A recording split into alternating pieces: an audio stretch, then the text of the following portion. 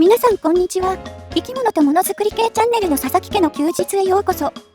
このチャンネルでは飼育している爬虫類に関する話題や爬虫類飼育用品の自作方法を定期的に投稿しています。今回は太顎の餌用として飼育しているゴキブリたちがどんどん増えてきたので、小さな虫かごの中でも大量に飼育できるようにゴキブリマンションを建築した様子をお届けします。現在のゴキブリの飼育環境はこんな感じです。虫かごの中に園芸マットを丸めたシェルターを配置しただけのシンプルな作りです。掃除が面倒になるので床材は入れず、たまに野菜くずやモルモットフードを与えて飼育していました。太顎が成長期の時はたくさん食べていたので、どんどん数を減らしていきましたが、最近の太顎は野菜と人工フードが主食なので、ゴキブリはおやつ程度に与えるしかなく、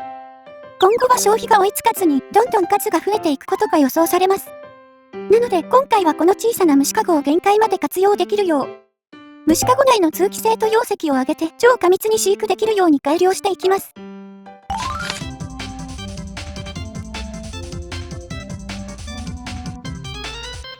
完成しました。ゴキブリ飼育用居住空間、名前はゴキマンション1号です。こちらのマンション、上下に無数の穴が開いていて、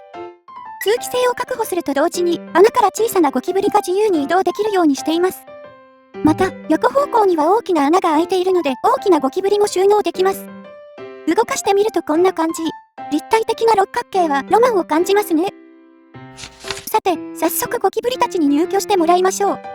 いきなり目の前に大きな物体が落ちてきたので大混乱です。しばらく様子を見ていたら一匹だけ下見に来てくれました。最上階から見に来るとは若いのになかなかセレブ思想を持っていますね。続々とマンションの下見に来ています。このまま一晩放置して様子を見てみましょう。一晩経過しました。あのペースで下見に来てるなら満室御礼間違いなし。なんかあんまり入居していないですね。どこにいるのかと思ったらマンションの外の隅っこのところで集まっていました。敷金、礼金、家賃無料、室温、通気性、日当たり良しのマンションの何が不満なのでしょうか。時々隣の住人がいなくなるぐらいしかデメリットのない超有料物件だと思うのですが、日当たりが良すぎるのが問題なのでは？そう、こちらの隅っこに固まったゴキブリたち、本来は日陰を好む習性があり、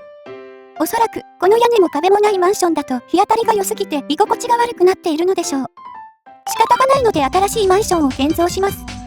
従来の風通しの良さは残しつつ、暗い場所を作るような設計をしていきます。部品が出力されました。ネジ止めして合体します。完成しました。引きこもり型ゴキブリ居住空間、ゴキマンション2号です。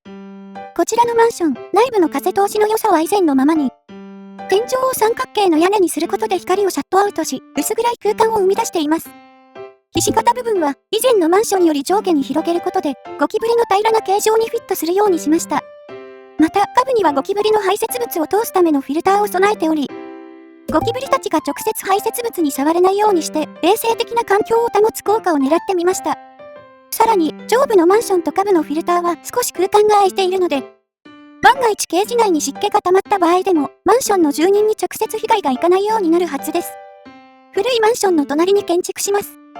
またいきなり建築物が増えたので大混乱中ですが、このまましばらく様子を見ましょう。マンションを建ててから数日が経過しました。そろそろ落ち着いている頃でしょう。めちゃめちゃ入居しています。日の当たる上部のエリアは入居率が低いですが、下部は奥が見えないぐらいまで埋め尽くされていました。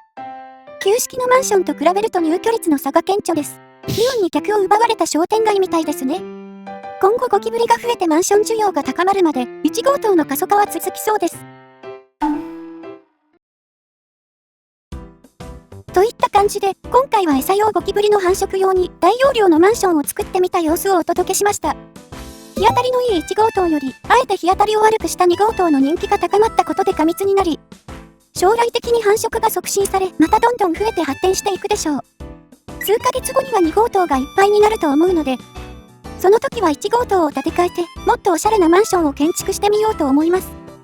では、今回の動画は以上です。この動画が面白いと思ってくれたら、ぜひチャンネル登録よろしくお願いします。それではまた次の動画でお会いしましょう。バイバイ。